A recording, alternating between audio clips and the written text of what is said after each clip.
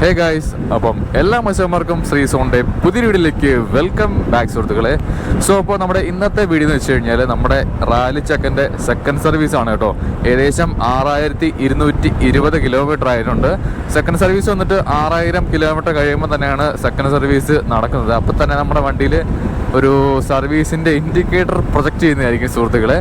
അപ്പം 6000 കിലോമീറ്റർ അല്ലെങ്കിൽ 6 മാസത്തിനുള്ളിലാണ് നമ്മുടെ വണ്ടി സെക്കൻഡ് സർവീസ് വന്നിട്ട്.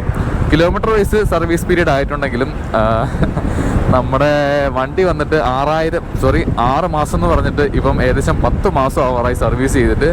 അപ്പം ദിയ മോട്ടോഴ്സിൽ നിന്ന് ഡെയിലി കടന്ന് വിളിച്ചുകൊണ്ടിരിക്കുകയാണ്. നമ്മുടെ കുറച്ച് കാര്യങ്ങളൊക്കെ ആയിട്ട് തിരക്കായിപ്പോയി. പിന്നെ വണ്ടിക്ക് അധികം ഓട്ടവും കാര്യങ്ങളൊന്നും ഇല്ലാത്തതാണ് ഈ കിലോമീറ്റർ മറിഞ്ഞു പോകുന്നത്. ഈ ഒരു ടൈം പീരീഡിൽ വന്നിട്ട് ഞാൻ എൻ്റെ നോർമൽ യൂസിലും കാര്യങ്ങളൊക്കെ എൻ്റെ ഡിയോ ആണ് യൂസ് ചെയ്യുന്നത്. അപ്പോൾ കുറച്ച് ലോങ് റൈഡോ അല്ലെങ്കിൽ എന്തെങ്കിലും ട്രിപ്പോ കാര്യങ്ങളൊക്കെ പോകുമ്പോൾ മാത്രമേ നമ്മുടെ എക്സ്പൾസ് ഇറക്കുന്ന യൂസ് ചെയ്യാറുള്ളൂ. അതുകൊണ്ടാണ് ഈ ഒരു ടൈം പീരീഡിൽ നമ്മൾ 6000 കിലോമീറ്റർ കവർ ചെയ്യാത്തത്. അപ്പോൾ രാവിലെ തന്നെ നമ്മുടെ വണ്ടി എടുത്ത് നേരെ കൊല്ലം കടപ്പാക്കടയുള്ള നമ്മുടെ ദിയ ഷോറൂമിലേക്ക് പോവുകയാണ്. അടുത്തെങ്ങും വേറെ ഷോറൂമൊന്നും ഇല്ലാഞ്ഞിട്ടല്ല, അവിടുത്തെ സർവീസും സെയിൽസും അത്യാവശ്യം നല്ല വൃത്തിയായിട്ട് അവർ ചെയ്തു തരും. ഫസ്റ്റ് സർവീസിന് കൊണ്ടുപോയപ്പോൾ തന്നെ എനിക്കത് ആ ഒരു ഫീഡ്ബാക്ക് എനിക്ക് കിട്ടിയതാണ്. അതുകൊണ്ട് രാവിലെ തന്നെ നമ്മൾ സർവീസിനായിട്ട് പോവുകയാണ്. ഇപ്പോൾ സമയം ഏകദേശം 7:19 ആയിട്ടുണ്ട്. 8 മണിക്ക് തന്നെ രാവിലെ അവിടെ ചെല്ലാൻ പറഞ്ഞിട്ടുണ്ട്. അങ്ങനെയാണെങ്കിൽ ഉച്ചയ്ക്ക് മുന്നേ നമ്മുടെ സർവീസും കാര്യങ്ങളെല്ലാം കഴിഞ്ഞിട്ട് നമുക്ക് നേരെ വീട് പിടിക്കാം.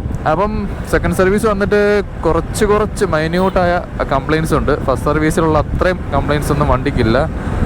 നോർമലി എല്ലാവരും പറഞ്ഞു കേൾക്കുന്നതാണ് ഹീറോയുടെ എൻജിന് കുറച്ച് അത്യാവശ്യം നല്ല കംപ്ലയിൻസും കുറച്ച് റിഫൈൻ അല്ല എന്നൊക്കെ പറയുന്നുണ്ടെങ്കിലും എനിക്ക് പേഴ്സണലി ആ ഒരു ഫീഡ്ബാക്കും തോന്നിയിട്ടില്ല. അത്യാവശ്യം നല്ലൊരു എൻജിനാണ് കേട്ടോ ഇതിൻ്റെ തിരിക്കുന്നത്. നിങ്ങൾക്ക് കണ്ടാൽ തന്നെ മനസ്സിലാവും. നമ്മുടെ ഹീറോ ഈ ഒരു എക്സ്പൾസ് മോഡലാണ് എനിക്ക് തോന്നുന്നത് ഹീറോ ഏറ്റവും കൂടുതൽ വിറ്റഴിച്ച സാധനം. കാരണം സെയിൽസിലാണെങ്കിലും സർവീസിലാണെങ്കിലും ഇതിൻ്റെ പെർഫോമൻസിലാണെങ്കിലും ഓഫ് റോഡ് കേപ്പബിലിറ്റിയിലാണെങ്കിലും സംഭവം ജില്ലെന്ന് പറഞ്ഞ് നിൽക്കും. അത്രയേ ഉള്ളൂ. നമ്മുടെ സർവീസ് വീഡിയോ ആണ്, അപ്പം ഒരുപാട് ലോങ് കാര്യങ്ങളൊന്നും ഞാൻ പറയുന്നില്ല. ജസ്റ്റ് ഒരു 10-15 മിനിറ്റുള്ളിൽ വീഡിയോ പെട്ടെന്ന് വൈൻഡപ്പ് ചെയ്തേക്കാം. അപ്പം നിങ്ങൾ എക്സ്പൾസ് വാങ്ങാൻ ആഗ്രഹിക്കുന്ന സുഹൃത്തുക്കളൊക്കെ ആണെങ്കിൽ ജസ്റ്റ് വീഡിയോ ഒന്ന് കണ്ടേക്കുക. നമ്മുടെ ചാനലും കാര്യങ്ങളൊക്കെ ആദ്യമായിട്ടാണ് കാണുന്നതെങ്കിൽ ജസ്റ്റ് ഒന്ന് സബ്സ്ക്രൈബ് ചെയ്യുക. നിങ്ങളുടെ അഭിപ്രായങ്ങളും നിർദ്ദേശങ്ങളും കാര്യങ്ങളൊക്കെ മാക്സിമം എന്തെങ്കിലും ഉണ്ടെങ്കിൽ കമൻറ്റ് ബോക്സിൽ എഴുതി അറിയിക്കുക. ഞാൻ കാണുന്നതാണെങ്കിൽ തീർച്ചയായിട്ടും റിപ്ലൈ തരുന്നതായിരിക്കും. അതുമാത്രമല്ല നമ്മുടെ ഇൻസ്റ്റാഗ്രാം പേജും കൂടെ ഒന്ന് പിൻ ചെയ്തേക്കാം. ജസ്റ്റ് കയറി ഒന്ന് ഫോളോ ചെയ്ത് കഴിഞ്ഞാൽ സന്തോഷം. നമ്മുടെ എക്സ്പൾസ് റിലേറ്റഡ് ആയിട്ടുള്ള അല്ലെങ്കിൽ എൻ്റെ കുറച്ച് സന്തോഷങ്ങളൊക്കെയാണ് ഞാനത് എടുത്ത് പോസ്റ്റ് ചെയ്യുന്നത്. അപ്പോൾ അതൊക്കെ ഒന്ന് ലൈക്ക് ചെയ്ത് കഴിഞ്ഞാൽ എനിക്ക് വളരെ സന്തോഷം. അപ്പം നമുക്ക് നേരെ ദിയ ഷോറൂമിലേക്ക് വിടാം. പിന്നെ ഇതിൻ്റെ കംപ്ലയിൻസ് എന്ന് എനിക്ക് തോന്നിയ കാര്യം എന്ന് വെച്ച് കഴിഞ്ഞാൽ വേറെ മിസ്സിങ്ങോ അല്ലെങ്കിൽ വണ്ടി ഓണാവാത്ത കാര്യങ്ങളോ കട്ട് ഓഫ് ആയി പോകുന്നതോ മൈലേജ് ഇഷ്യൂയോ അങ്ങനെ വേറെ ഇഷ്യൂസോ കാര്യങ്ങളൊന്നും ഞാൻ ഫേസ് ചെയ്യുന്നില്ല. പിന്നെ ഇടയ്ക്കിടയ്ക്ക് നമ്മൾ ഇപ്പം സഡനായിട്ട് ഇങ്ങനെ ഓടിക്കൊണ്ടിരിക്കുന്ന ടൈമിൽ സഡനായിട്ട് നിർത്തേണ്ട കണ്ടീഷൻ വല്ലതും വന്നു കഴിഞ്ഞാൽ വല്ല കോൾസൊക്കെ വന്ന് നിർത്തേണ്ട വല്ല കണ്ടീഷൻ വന്നു കഴിഞ്ഞാൽ വണ്ടിയുടെ ഗിയർ ഡൗൺ ചെയ്യാൻ കുറച്ച് ബുദ്ധിമുട്ടാണ്. അതായത് ഗിയർ ഡൗൺ ആവില്ല. പിന്നെ വണ്ടി ഒന്ന് ഓഫ് ചെയ്ത് ഓൺ ചെയ്യണം. അപ്പോഴേ നമ്മുടെ ഗിയർ ഡൗൺ ചെയ്യാനുള്ളൊരു സിസ്റ്റം ആകത്തുള്ളൂ. അതെന്താണെന്ന് എനിക്ക് മനസ്സിലാവുന്നില്ല. എപ്പോഴൊന്നുമില്ല, ഒരു 10 തവണ നോക്കുവാണെങ്കിൽ ഒരു 2 തവണ എങ്ങനെ പോയി കഴിഞ്ഞാലും വരും അത്. അല്ലാതെ വേറെ മിസ്സിങ്ങോ കംപ്ലയിൻസോ കാര്യങ്ങളോ ഒന്നുമില്ല. ഈ ഒരു പ്രശ്നം മാത്രമാണ് ഞാൻ ഈ എക്സ്പൾസിൽ നിന്ന് നേരിട്ടത്. വേറെ ഇഷ്യൂസോ കാര്യങ്ങളൊന്നുമില്ല. പിന്നെ എനിക്ക് തോന്നിയ അതിൻ്റെ ഒരു ഡ്രോബാക്ക് അല്ല, വണ്ടിക്ക് ഒരു സെൻട്രൽ സ്റ്റാൻഡോട് കൊടുത്തായിരുന്നെങ്കിൽ ഈ ചെയിൻ ലൂബും കാര്യങ്ങളൊക്കെ ചെയ്യുമ്പോൾ കുറച്ച് ഒരു സുഖം ഉണ്ടായിരുന്നു. ഇതാണെങ്കിൽ ഞാൻ വീട്ടിലെ അമ്മയെ കൊണ്ടും അല്ലെങ്കിൽ മേളത്തെ അനിയത്തെ കൊണ്ടൊക്കെയാണ് വണ്ടി കയറി ചാരിച്ച് നിർത്തിപ്പിച്ചിട്ട് ഈ ചെയിൻ ലൂബൊക്കെ ചെയ്തത്. അത് ചെറിയൊരു ബുദ്ധിമുട്ടായിട്ട് തോന്നി.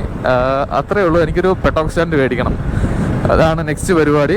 അപ്പോൾ വേറെ ഒന്നുമില്ല, നമുക്ക് നേരെ സർവീസ് സെൻ്ററിലേക്ക് വിടാം. അവിടുത്തെ കാര്യങ്ങളെല്ലാം സെറ്റ് ചെയ്യാം. രാവിലെ 8 മണിക്ക് തന്നെ അവിടെ ജോയിൻ ചെയ്യണം. ഫസ്റ്റ് സർവീസ് വണ്ടി നമ്മുടെ വണ്ടി ആയിരിക്കണം. അപ്പം ഒന്നുമില്ല, നേരെ കത്തിച്ച് തീരിപ്പാഞ്ഞ് നമുക്ക് കടപ്പാക്കട ദിയ ഷോറൂമിലേക്ക് വിട്ടേക്കാം. ഇപ്പോൾ ഫൈനലി നമ്മുടെ കടപ്പാക്കടയുള്ള ദിയ ഷോറൂമിൽ നമ്മൾ എത്തിയിരിക്കുകയാണ് സുഹൃത്തുക്കളെ. അപ്പോൾ നമുക്ക് നേരെ സർവീസ് സെക്ഷനിലോട്ട് നമ്മുടെ പേടകം അങ്ങോട്ട് കയറ്റാം.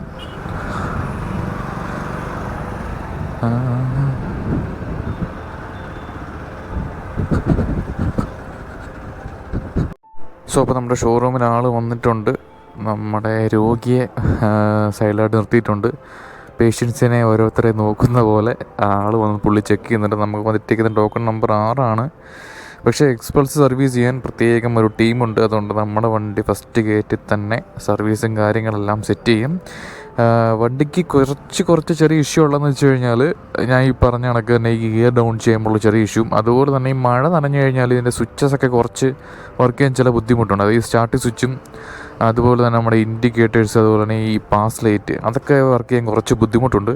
അപ്പോൾ അതുകൂടെ ഒന്ന് കാണിക്കണം. ഇനിയിപ്പം തേർഡ് സർവീസ് വന്നിട്ട് കുറച്ച് കിലോമീറ്റർ കഴിഞ്ഞിട്ടേ ഉള്ളൂ. അതിനിടയ്ക്ക് നല്ല ഇപ്പോൾ മഴ സീസണും കാര്യങ്ങളൊക്കെയാണ്. അപ്പോൾ അതുകൂടെ വന്നു കഴിഞ്ഞാൽ പണി പാളും. അപ്പം അതും കൂടെ ഒന്ന് ഡീറ്റെയിൽ ആയിട്ട് പറഞ്ഞ് ഒന്ന് സെറ്റാക്കണം. നമ്മുടെ വണ്ടിയുടെ സെക്കൻഡ് സർവീസാണേ.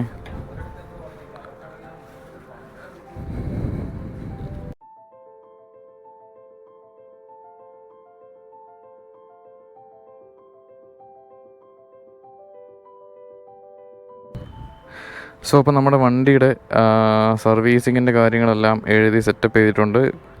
ചിന്ന കംപ്ലയിൻസും കാര്യങ്ങളെല്ലാം ഡീറ്റെയിൽ ആയിട്ട് പറഞ്ഞിട്ടുണ്ട്. കാരണം വണ്ടി എന്ന് വെച്ച് കഴിഞ്ഞാൽ നമ്മുടെ ശരീരം കൊണ്ടുപോകുന്നൊരു സാധനമാണ്. അപ്പം എന്ത് ചെറിയ കംപ്ലയിൻസ് ഉണ്ടെങ്കിലും അത് ഡീറ്റെയിൽ ആയിട്ട് പറയുക. കാര്യങ്ങളെല്ലാം ചേഞ്ച് ചെയ്തിട്ടുണ്ട്. പിന്നെ നമ്മുടെ ഓയിൽ ചേഞ്ചിങ് കാര്യങ്ങളും ചെയിൻ ലൂബ് അതെല്ലാം പറഞ്ഞിട്ടുണ്ട്. എസ്റ്റിമേറ്റ് എമൗണ്ട് ഏകദേശം വന്നിരിക്കുന്നത് 1800 രൂപയാണ് വന്നേക്കുന്നത്. ഡീറ്റെയിൽ ആയിട്ടെല്ലാം പറഞ്ഞിട്ടുണ്ട്. അപ്പം നമ്മളിപ്പോൾ നിൽക്കുന്ന ലൊക്കേഷൻ എന്ന് വെച്ച് കഴിഞ്ഞാൽ ഒരു സ്പ്ലെൻഡർ സമുദ്രത്തിൻ്റെ നടുക്കാണ്. ഫുള്ള് സ്പ്ലെൻഡർ കേട്ടോ. ഇമ്മാതിരി പ്രൊഡക്ഷൻ ഉണ്ടോ ഈ സാധനത്തിന്, അമ്മാതിരി സെയിലും എന്തല്ലേ. ഓക്കെ, നമുക്ക് എന്തായാലും വെയിറ്റ് ചെയ്യാം.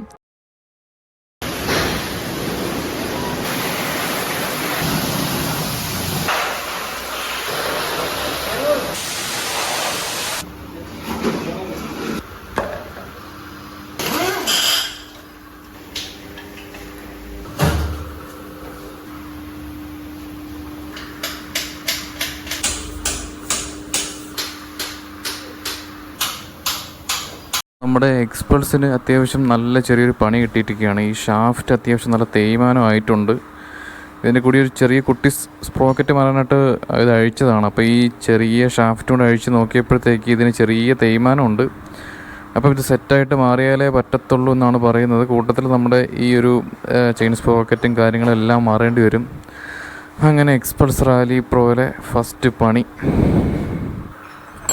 ഇതാണ്. നമ്മുടെ സാധനം വന്നിട്ട് ഇതിനകത്ത് ചെറിയൊരു തേയ്മാനം ഉള്ളത് നമ്മുടെ സർവീസിലെ ചേട്ടൻ ജസ്റ്റ് നൂരി നോക്കിയപ്പോഴാണ് അകത്തെ ഷാഫ്റ്റിൻ്റെ ഇഷ്യൂ കണ്ടത്. അപ്പം ഇനി നമുക്ക് വണ്ടി ഇവിടെ എന്തായാലും കൊടുത്തിട്ട് പോകേണ്ടി വരും. തിങ്കളാഴ്ചയോ മറ്റോ ആകുമ്പോഴത്തേക്ക് ഇത് റെഡിയായി കിട്ടത്തുള്ളൂ. സാധനം ഓർഡർ ചെയ്ത് വരുത്തി സാധനം ഇൻസ്റ്റാൾ ചെയ്തതിന് ശേഷം കോൺടാക്റ്റ് ചെയ്താണ് പറഞ്ഞത്.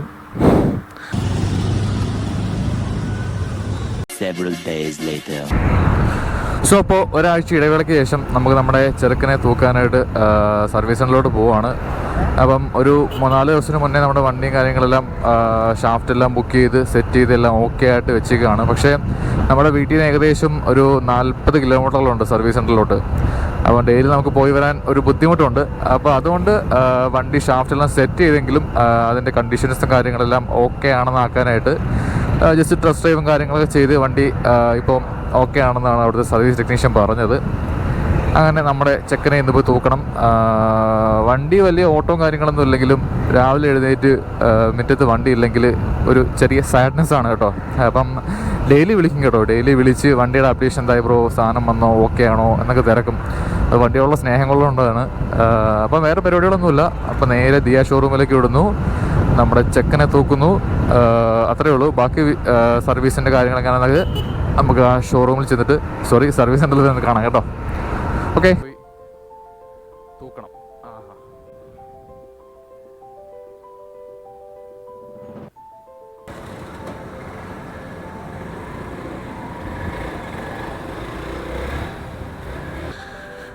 ആഫ്റ്റർ 7 days ചിക്കനെ വീണ്ടും ഓടിച്ച് നോക്കുന്നു.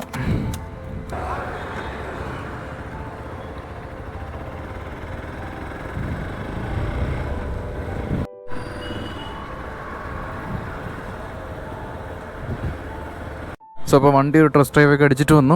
സംഭവങ്ങളെല്ലാം നീറ്റ് ആൻഡ് ക്ലീനായി. ഇപ്പോൾ ഒരു കറക്റ്റ് ഒരു ഷോറൂം കണ്ടീഷനായിട്ടോ വണ്ടി. അപ്പോൾ ഈ ഒരു സാധനമൊക്കെ ചെയിൻ സ്പ്രോക്കറ്റ്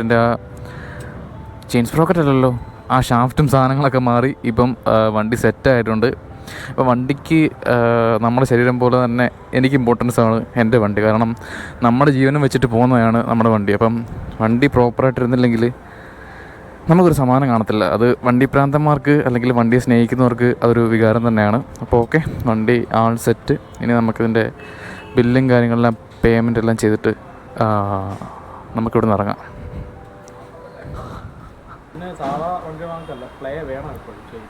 ഓഫ് റോഡ് വണ്ടി ആണ്ടല്ലേ?